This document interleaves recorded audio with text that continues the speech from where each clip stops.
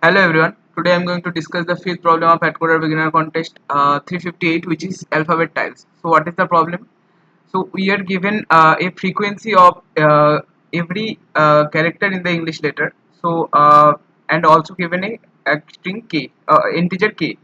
So here k is 2, and we are given a frequency of every English alphabet. So the frequency of A is 2, frequency of B is 1, frequency of C is 1, and frequency of other alphabets are 0. So what we have to do, we have to rearrange them such that every value of the specific character is less than equals to this value. So let's take this example only, where 2 2 1 1. So we have to make a string of length 2. We have to make a string of length 2 such that A is present less than equals to 2 times, B is present less than equals to 1 times, and C is present less than equals to 1 times, and other characters is not present in the string. So the possible answers are, we can take two ways. So it will be A. We can take one A and one B. With that, two possible combinations are possible: A B and B A. We can take one A and one C. So A C and C A is possible. Similarly, we can take one B and one C. So B C and C B is also possible. So there are total 7 type of possibilities. So the answer will be 7. We have to find number of strings with the length between 1 and k. So I have only found the length equals to 2. So if we take length equals to 1, then the strings would be A, B and C, right? So 7 plus 10 will be 7 plus 3 will be 10. So the answer is 10. So if k equals to, we have to find for every length from 1 to k. So how we can solve this problem? What is the brute force way? Brute force way is obviously to generate every possible string like this. So for the first character, we can take from the 26 characters, and for the second character we can take another 26 characters. Like that, also we have to maintain the frequency array such that, let's say we have taken the first character as B, but in the second character we can't take B because the frequency of B can't exceed 1. So this approach is I think will give TLE, because we are doing some kind of exponential algorithm. So it will be around 26 to the power n, which is definitely not possible. So let's think about something better. Okay. So let's say we have a string. Let's think about permutations first. So let's think about permutations first. Say, let's say we have a string with n letters.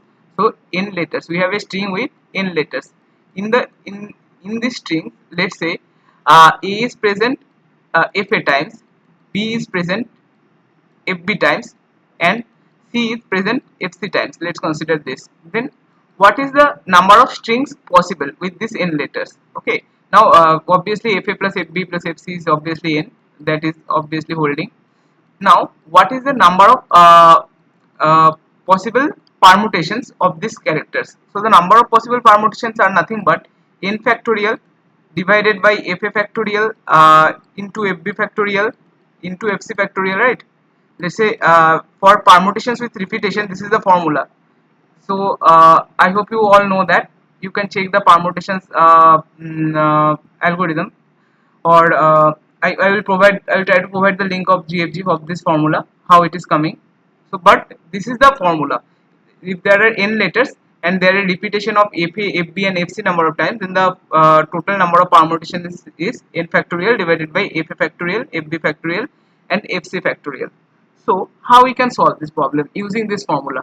Let's say we have already fixed the number of characters in the string. So this could be from 1 to k, right? So this could be from 1 to k. Now let's say we have taken fa number of fa number of a's. So fa could be from 0 to ca, 0 to ca. So after that, k minus ca number of characters remaining. Okay, then we'll try to we'll try to add b's here, and then after that we'll try to add c's here, like that. So let's think about recursion. Okay, let's think about recursion. Let's say initially we'll take two variables. One is the number of characters, so initially which will be k, or something less than k, and another thing is the index I. So if I is 0, that means we are taking a's.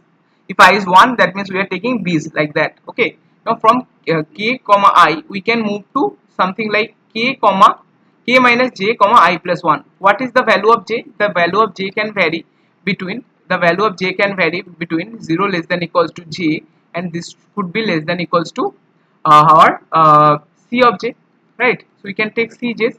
Now when we are taking this j number of a's or j number of characters, we have to divide that by 1 by j factorial. So we have to divide the entire thing by 1 by j factorial. Okay, I hope you get it. Now after we get the entire thing, we can multiply the entire thing by the total length n factorial. Okay, so we are taking fa number of a, so we'll multiply by 1 by fa factorial. After that we will be taking fb number of b, so we will be multiplying it by 1 by fb factorial. And after that we will be taking fc number of c's, then we will be multiplying by fc factorial. And after we get the entire thing, we will multiply it by n factorial. Okay, then we will get the total permutations. Okay, now for dividing we can compute factorial modulo something easily, because we have to take a modulo this large number.